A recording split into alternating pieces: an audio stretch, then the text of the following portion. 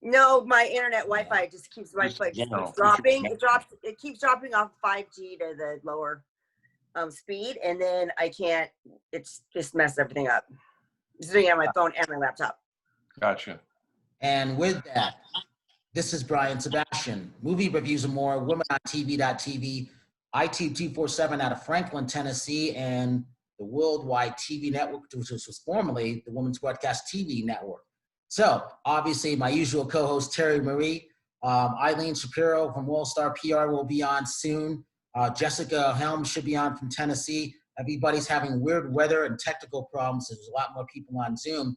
And then Linda Steele, hopefully out of Chicago. But here's the thing. We've got the one and only. Who are you, Kenny, and where'd you come from? I'm Kenny Lee Lewis. I was born in Pasadena. I'm a native son of California. My father was born in Alhambra back in 1922. So I've been here for over a century, DNA-wise. And I grew up kind of in the northern area. I grew up in Sacramento, which is the capital of California. And it was a really nice upbringing because I had a little bit of the San Francisco hippy-dippy flower power scene. And then I could go up to the mountains and be a backpacking Boy Scout kind of guy and be up at Tahoe within a couple hours. And so it was really nice. But then I moved back to LA about 1973 to become a studio musician. It's funny. I'm a native California person too. And people that are from California do not realize that Southern California and Northern California are two different states, because I've lived in both Northern California and Southern California. They're just completely different. Yeah. Well, I've never known anywhere else, and I've traveled everywhere. And I live in San Luis Obispo now. I live in the Central Coast. So I'm halfway between LA and San Francisco on the coast. And I just love it up here. I just can't imagine living anywhere else. I mean, even with all the taxes and all the fruitcakes. Talk about how you grew up, because you mentioned 1973. We were talking to someone not too long ago. Terry, I think you were on the show, might have been Skylar, on the Troubadour, playing at the Troubadour. Did you ever play at the Troubadour? It was my first gig in Los Angeles. I was actually going to CSUN for the music department there. I was hating it because I had gone to a smaller school up in Sacramento that had a great jazz band, and I was kind of like a prince and a little king of guitar and bass up there. I came down to CSUN. I was just this little guy and a big long line of people auditioning to be in the band.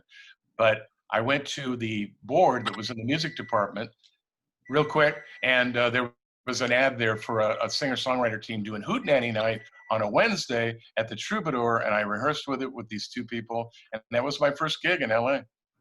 Wow. The Troubadour, I believe, is closing down, which is very sad, because I mean, I remember going back there back in the day, hanging out at the Troubadour. So hi, is this Eileen, or is this? No, Kenny, meet Jessica out of Tennessee. Oh, Jessica. Hi, Jessica. Hi. Nice to meet you. Now you're coming from Nashville? Yes. So you're in Nashville, and Brian, where are you? I'm in Vegas right now. Oh, you're broadcasting from Vegas. Okay. I split my time between Vegas and Los Angeles.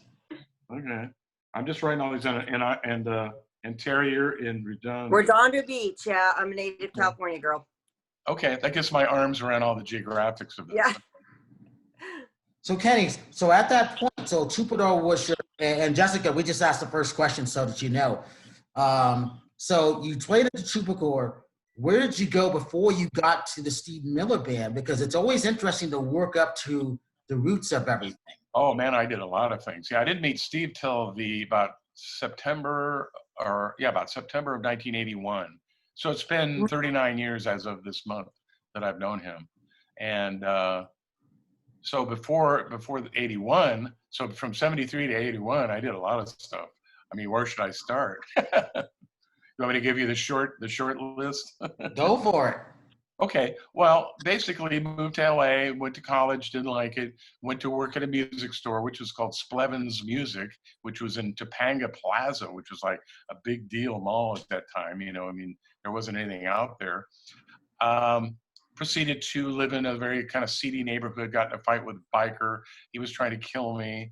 A bass player came into the music store one day and said, "Hey, we're looking for a guitar player to go on a band to tour the United States. We're going to play all the steakhouses." And I said, "I'll take it," because I had to get out of there. So I got in a touring band called Sandcastle. We went out and played, you know, all the Smugglers Inns and Hiltons and Sheraton hotels. I was 18 years old. I turned 19 on the road. Came back with a girl, because I met a girl out there I liked from Macon, Georgia, met her in Ohio. And so we moved in together. And then I proceeded to join a couple other club bands, and not a lot going on. Started working at a guitar amplifier corporation because I did have electronic you know, knowledge, and started making guitar amps. Out of that, I got involved with a guy named Jeff. Oh, back up. I got involved in a band that was also on a music board at CSUN. This was for a recording band out in Malibu. And this had some high-end people in it. It had Ralph Humphrey on drums, who played with Frank Zappa and the Don Ellis big band. And we had Jay Graydon, great studio guitar player, Ira Ingber, Bill Bodine, a guy named Rocky Davis on piano. So I was just the new kid that came into that. And through those connections, I met a singer by the name of Jeff Lieb, who was a really great singer that I had discovered, or actually I did not discover him. The leader of this Malibu project discovered him. And through Jeff is how I got kind of in other bands, and also met my former girlfriend, now my wife. We were boyfriend and girlfriend for a long time before we got married. That's why I was kind of saying former. I haven't thought of her as a girlfriend for a long time. But anyway, from there, she got a record deal, her second deal on ABC Records. I co-wrote with her on that, played bass on that album. And in the process, met all the really hot studio musicians in town. All the guys that were in Toto, you know, Jeff Vaccaro played on the album. You know, David Page, you know, Jay Graydon was our guitar player. Met Steve Luca through him. So they liked my bass playing. I started getting into the studio scene pretty good. And that was about 76, 77. So then from there, went on and got my own record deal with Jeff, that guy I mentioned. We had a band called Pieces. We were working around town. We got a record deal on EMI Liberty, and got signed by Mark Lindsay of Paul Revere and the Raiders fame, believe it or not. He was on the A&R staff then. We made a Blue-Eyed Soul record, and while we were just delivering the record, UA Liberty got bought out by EMI Capital. So all the people that signed us, including Mark Lindsay, got fired. So here we were orphans with a bunch of new people. They didn't know what to do with this. Plus, Blue-Eyed Soul was kind of going out. That was around 79. That's when New Wave was hitting. And then Knack came along with Mike Corona and they killed Blue-Eyed Soul. So, you know, all of the bands like Hall & Oates, Pablo Cruz, Michael McDonald, you know, you name it, Bobby Caldwell, we were all out. You know, now it was all New Wave rock, so you had to do rock. So got in a rock band with a guy named Gerard McMahon. The drummer for that band was a guy named Gary Malaber, who had played at all of Steve Miller's hits. And we started becoming songwriting partners. And in 81, which I just mentioned to you, September, that's when Steve called Gary looking for material. You know what? I got to take some muffins out of the oven real quick. Is that what that was? I just forgot. I got to take them out. I was making muffins. Anyway, that's how I met the drummer for Steve Miller Band. And eventually Steve covered our material from that recording project with Gary. And that's how I got on the Abracadabra realm with Steve, because he took 8 of our songs, 3 of which I co-wrote. You guys talk. I'm going to take the muffins up. Okay. I kept thinking that was coming from my kitchen, and I was like, going, is that my kitchen? Hey, Terri, how are you? I haven't seen you in a bit. How are things? I'm doing well, actually. Everything's good. I'm training for a show in November. I think it's going to happen. So I don't think coronavirus is going to stop it. So, is the show local to where you are, or do you have to travel? No, I'm going to Vegas for it. Okay. Yeah. It's Fitness Universe, and it's at the Nationals in there, and it's in Vegas the end of November. Nice. Well wishes. I'm sending you good vibes from the Southeast over here. Yeah, so yeah. It's going to be 10 weeks of dieting, which is like I hate doing, but I hate that. The worst. I'm good at the gym. I hate dieting, but it's like 80% of it. So here goes. It started today. Yeah, I feel Yeah. Did you say, Kenny, did you save your muffins? Yeah, welcome back. Are they okay? The reason why I knew I was going to take them out is they were starting to burn a little bit, so I had to take them out. But yeah, I think I saved them. So, what kind of muffins did you make? I think you left off, was it 1980, 81? Yeah, in 81 is when I met Steve. He took all 8 of our demos, so we were cleaned out. We had no we were going for a record deal of our own, but we didn't have any songs left because he took all 8 of them for his album. And not only did he like the songs, but he liked the masters that we'd recorded in Gary's garage. And he was in such a hurry to finish a record and get it to Capitol that he sent over a 24-track 2-inch machine and a pickup truck over to the garage where we were recording. And we just transferred our 8 tracks off of our TIAC 80-8 onto a 24-track Ampex, and they took it over to Capitol, and Miller started working on the record using our masters. And I had played bass and guitar on those masters, and he loved all the parts I did, so he just kept them.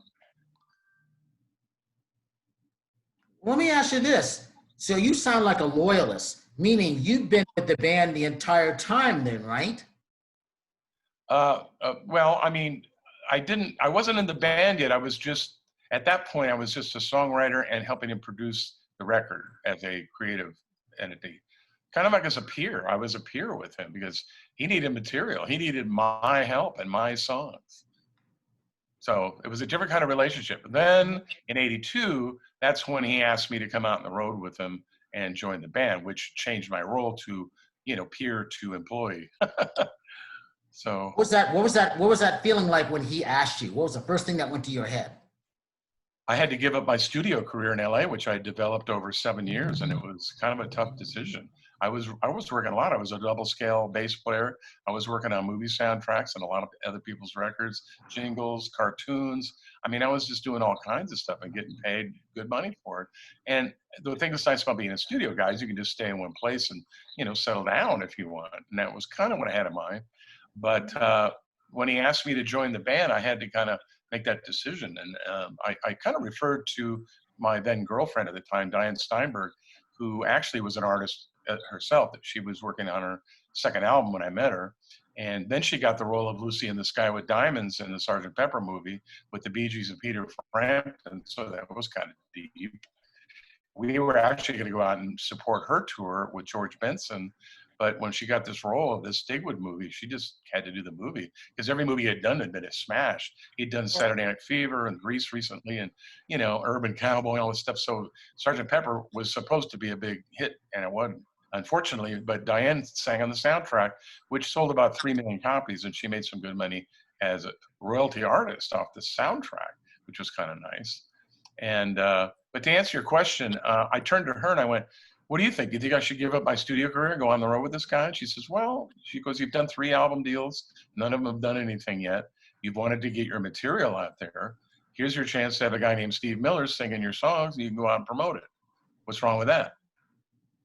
So I kind of went, "Yeah, I see your point." And so I rolled the dice. And in hindsight, considering how little studio work there is nowadays, it's actually been a really nice, decision because we've been making a lot of money in our touring business for the last, almost 30 years or 25 years, about 25 years. He went back out in 87 to promote some jazz record that I had nothing to do with, but I joined back up in 93.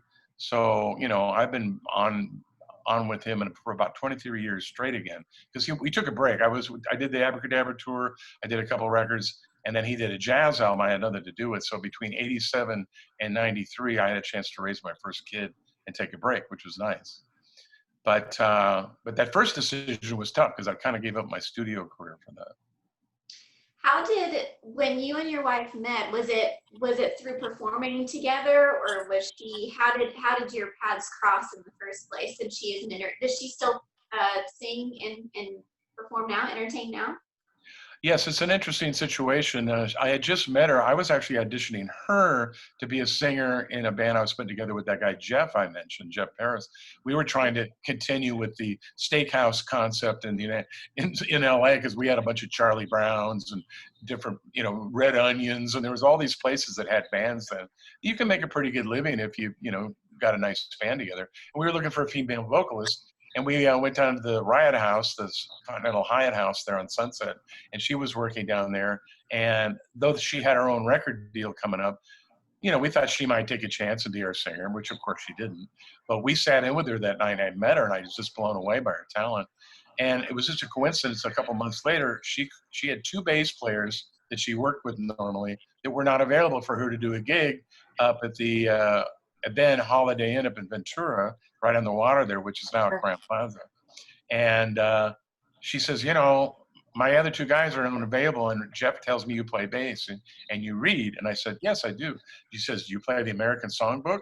And I said, yeah, I play the American Songbook. Of course, I thought that was Louie Louie and, you know, Satisfaction and you know, all that stuff. She was talking about jazz standards, which I had never done before. So I just sort of lied. So I went up there and I auditioned, and she was stuck. And so she says, well, I'll tell you what, I'll use you for a week or two, and then when the other guys come back, you know, I might have to let you go. And I said, okay, that's fair enough. So her book was in shambles, and I was a real good copyist. So I redid her whole book for her, put it in a really nice binder, which she paid me for. And then all the songs, including the jazz standards, were all written out now, so I could read them. So now I could do her show without having to, you know, struggle or anything. So I ended up cutting the gig by redoing her book. And so then she kept me, and then we started co-writing. And then when we started co-writing, those songs made it on her album. She pulled me in on the sessions, and then that goes into the story I told about meeting Jeff Porcaro and, you know, Graydon and all All those. right. Very cool. And so, and you all do still, well, not now at this point, but do you still sing and do stuff together when We have a band called Barflies. when society allows? Yeah, we have a band called Barflies. We play up here in the wine country in the Central Coast. If anybody would like to see that, you just go to Barflies, BARFLYZ,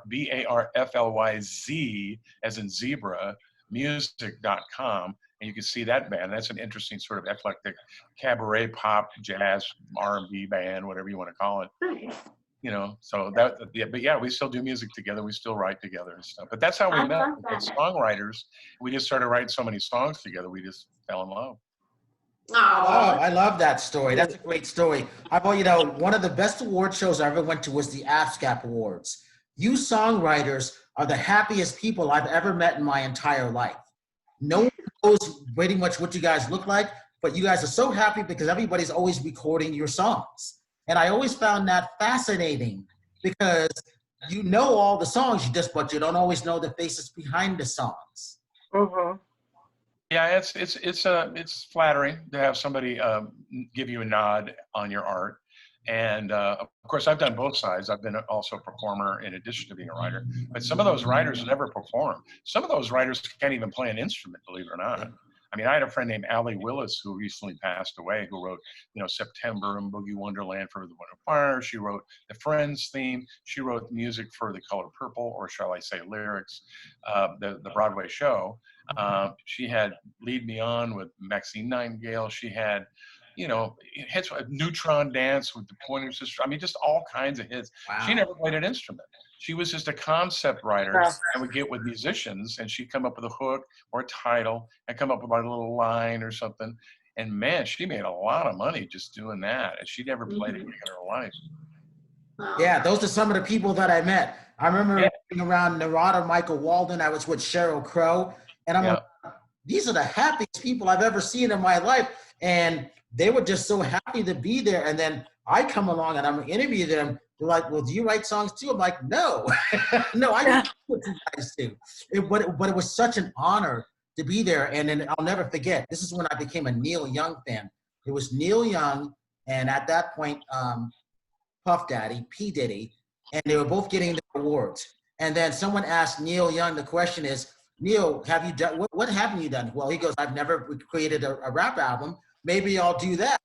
And, you know, he had just put out the best of Southern Man and stuff like that. And it was just such an honor. And I just never forgot that. So I always, my hat goes off to people who write songs. Jess. Props So, to all the people. so I was going to ask, oh, sorry, go ahead. I was just doing say, you guys talking about your history. Was Terry and Jessica, you guys were talking about your history? I mean, I don't want this all to be about me. I mean, are you guys like in the music business? I wish I could sing. I am actually a fitness competitor, and I do a lot of comedy stuff, but yeah, I can't sing and I can't play an instrument. I used to go dance back in the day. So Okay. Well, that's nice to the meet you. extent of it. You still dance now. I've seen you recently. Oh yeah, on yeah. some- Well, that's my TikTok stuff. But yeah, I mean, I'm just a nut. So anyway, You like to have a Jessica's the good singer. time. And you, That's what What? it's about. and you, Jessica? I do. I sing, I perform, I act. I don't write. That is the one thing I don't do. That was kind of the opposite of what you just said. So I try to take every opportunity to kind of pick up bits and pieces, though, from people. And I was discussing with a songwriter not long ago that I love music. Is my absolute passion. It is my world. I wouldn't exist without music. That's just the way that it is. But when it comes to writing and lyrics and that kind of thing, I would just rather appreciate and listen and enjoy everyone else's work and then sing it. And so the writer that I was talking to, who's also an amazing vocalist, she's like, well, maybe you just go and sit and kind of hang out with people and see what the process is and see what kind of ideas start floating around, or if you get inspired by something that someone else does. So that's kind of where I'm at now. Whenever, like I said, when the time is right, which who knows when that is, and Did you you're come able up to singing hang out. in clubs? Did you come up singing in clubs and performing, when you were in college and all that stuff? A little bit, yes, a little bit of all that stuff. I was the choir nerd. I love choir. I love all the parts. The more parts, the better. Mm-hmm. And so I did that when I was younger. And then after college, I started performing, doing musical theater and performing on ships and toured with Sesame Street and blah, blah, blah. So all the things live, any kind of live opportunity, I love it.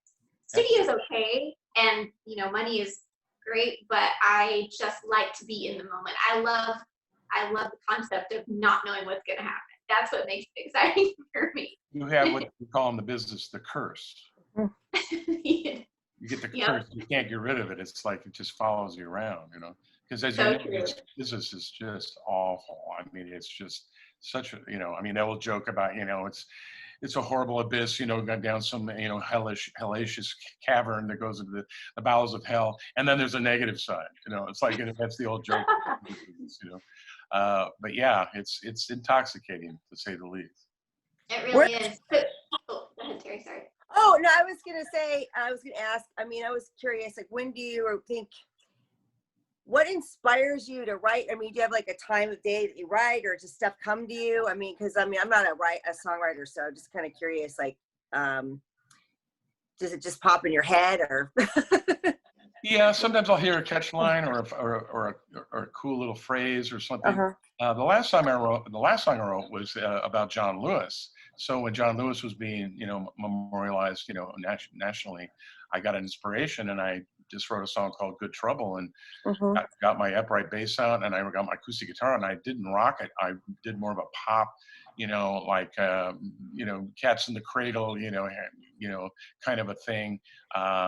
It was, kind of traditional, folky. It was more folky. It was weird, but it turned out really good, and I really enjoyed doing it. And I wasn't commissioned to do it or anything. I have sent it to a few people. I sent it to Costing Lemons. I just sent it to the guy that has the petition up right now. In fact, he just answered me back a minute ago. I got to read it, but he's the guy that got the petition together to rename the Pettus Bridge the John Lewis Bridge.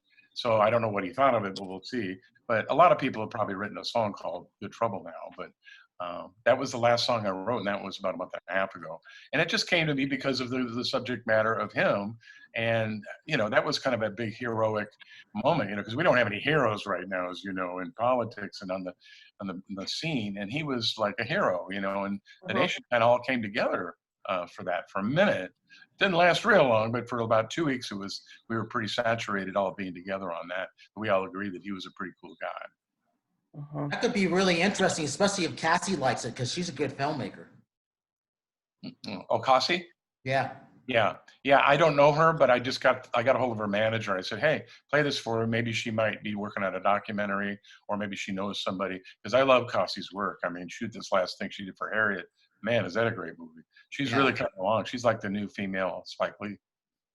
Let me ask you this. So as these songwriters, when you get a hold of someone's manager, that you don't know of, is it just like going in for like a strange audition in a way, even though you've written songs before, or is it kind of easier? Well, on an email, you're just basically doing a little song and dance with words. And it worked because apparently he gave it to her. I never heard back from her. She probably gets a million requests now, but I'm sure she probably liked it, but she probably just doesn't have any place for it right now, which is fine, but you got to roll the dice. It's just like going to Vegas. You got to go to the crap table once in a while and throw your money on the hard ways. I don't know if you know what that means. That's when you roll the dice, you get the, two of a kind. Yeah. That makes sense, actually. Let me ask you this. I always wondered this. Did you ever work with any members of the Wrecking Crew at all? Yeah, I mean, worked with, I'm trying to think of all the different guys. I mean, right off the bass bat. player, was it Carol Kay? Well, I actually met Carol King and jammed with her, and I also went through her whole book series when I was going to college. I mean, that's how I learned how to read and play some funky bass, was through her books. So Terry, Jessica, in case you guys don't know who Carol Kay is, one of the best female bass players ever. So she came played on a ton of big hits. I mean, you can Google her, and you'll just be amazed at how many hits she played on, including Good Vibrations by the Beach Boys and, the Sanford and Son, theme song. She came up with a lot of those things, just like what you were talking about earlier. I can't for someone to do a documentary on her because she deserves it. Yeah, she claims it was played on Bernadette by the Four Tops for Motown, but it's always been controversial. But, she's one, and I met her in Palm Springs eventually and jammed with her. I actually played bass, and she played guitar. Come to find out, she's like me. She plays guitar and bass equally as well. So she played guitar, I played bass, and she just, burned it on guitar, too. So she's just fantastic. She's she's almost 80 now, I think. But, yeah, she's just fantastic. But, that's one, for example. I'm trying to think of some of the other guys from there. I've met Tommy Tedesco only once, but he passed before I could work with him. But Hal Blaine, same thing, met him once, never played with him. But Larry Brown, who was kind of in that group, he was a drummer, played with Andy Williams for years, worked and recorded with him.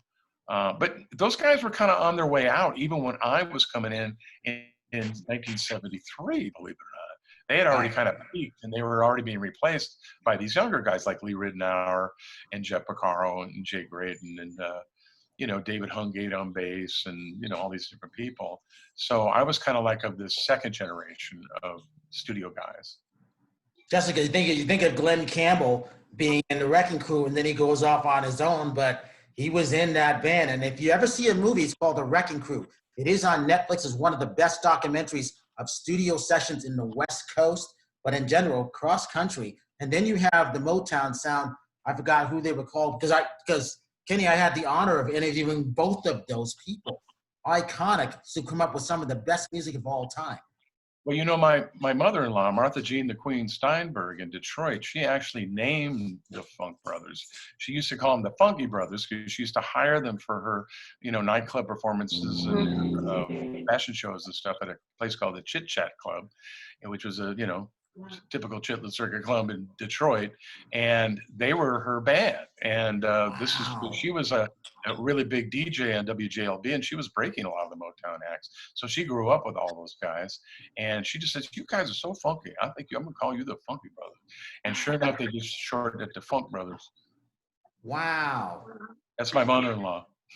She's been passed away since 2000. Well, iconic name. I mean, wow.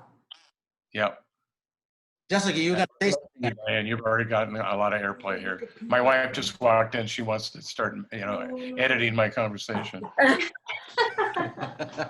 She'll be hiding though. She won't be coming around the backside here. But anyway, yeah. So that was. I worked with. I think Ben Benet might have been on one of Diane's sessions. I think he was a part of the Wrecking Crew.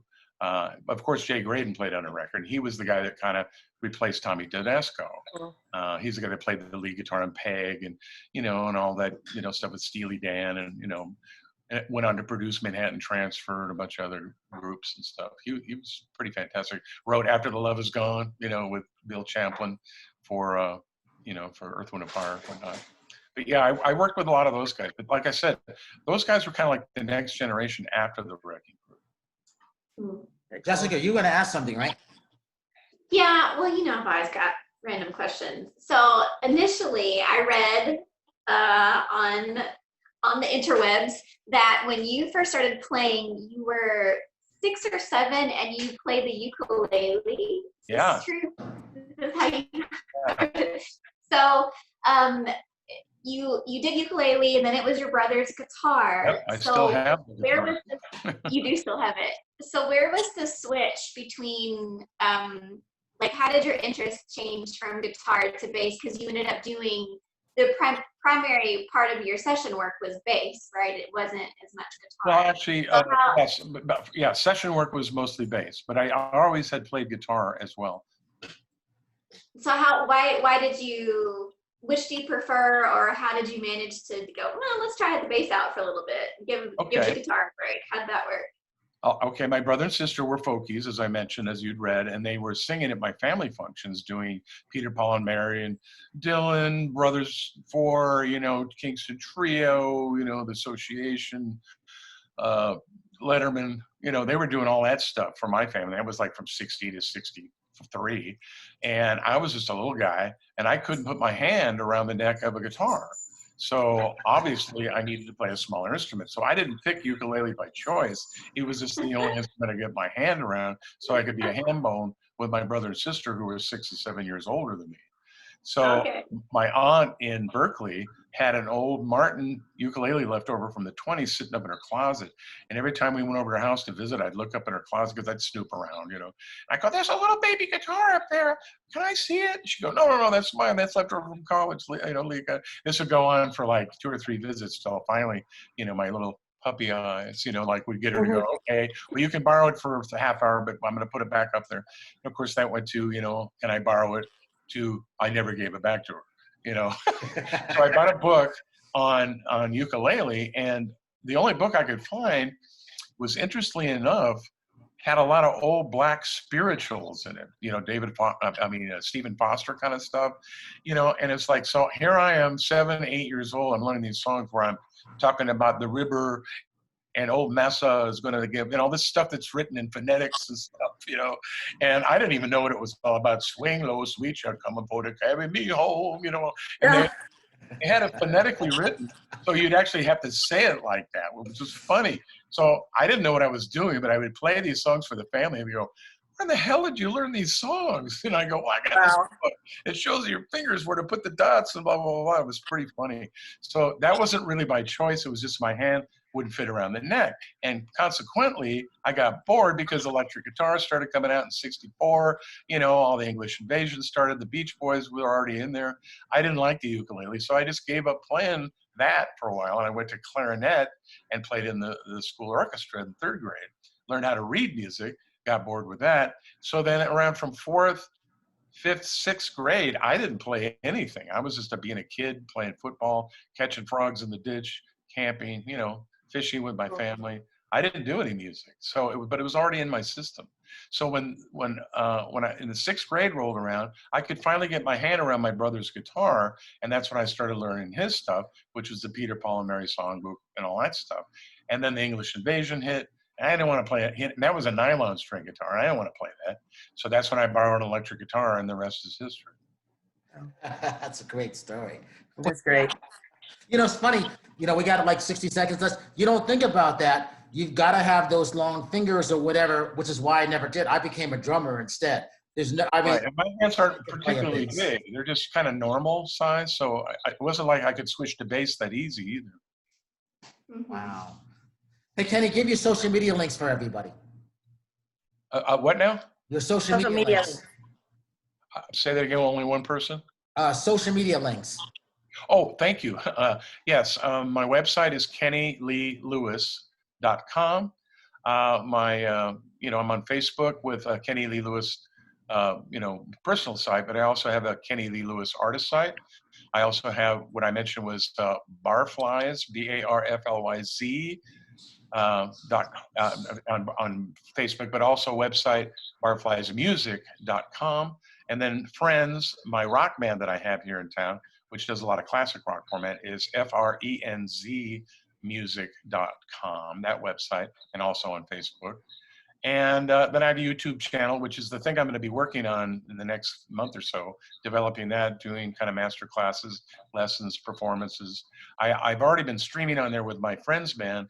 If you go to any of those sites, you'll see that we've already had activity there. But I kind of backed off that because there's so many people streaming now that, you know, to try to get enough donations to pay everybody, it's tough because everybody's out of work and nobody can give the donations like they were doing. I do have one coming up next Saturday. I'm playing for a place called Slow Brew Rock here in town in San Luis Obispo. They have a really nice facility over by the airport. I'll be streaming on that on Saturday the 12th with my band friends. I also have a really big one that won't be televised, unfortunately, but it's a private corporate gig in Pennsylvania in 3 weeks, you know, with a bunch of who's who guys from Pink Floyd and Ringo Starr's band. And, you know, I got guys from Peter Frampton, Steve Miller Band, you know, just all kinds of celebrities on that. And that's called Hang Dynasty. And that's another website you can go to, Hang, H-A-N-G, Dynasty, DYNASTY.com, Hang Dynasty. Not Han, Hang. Okay. It's all about the hang. And that's got a bunch of nice videos on it. You can see a lot of celebrities on that. So that's all the sites that you can go to if you just want to see more about me. Also, I have a book. I'm also a novelist on Amazon.com called Skeleton Dolls, Children of the Tower. And it's kind of a sci-fi fantasy novel based upon two female twins, identical twins that were friends of mine, that used to use twin speak when they were little, and they spoke in their own language, of course. And in my book, they use it into their adult life, and they can raise the dead, and they can, you know, like heal people, and, you know,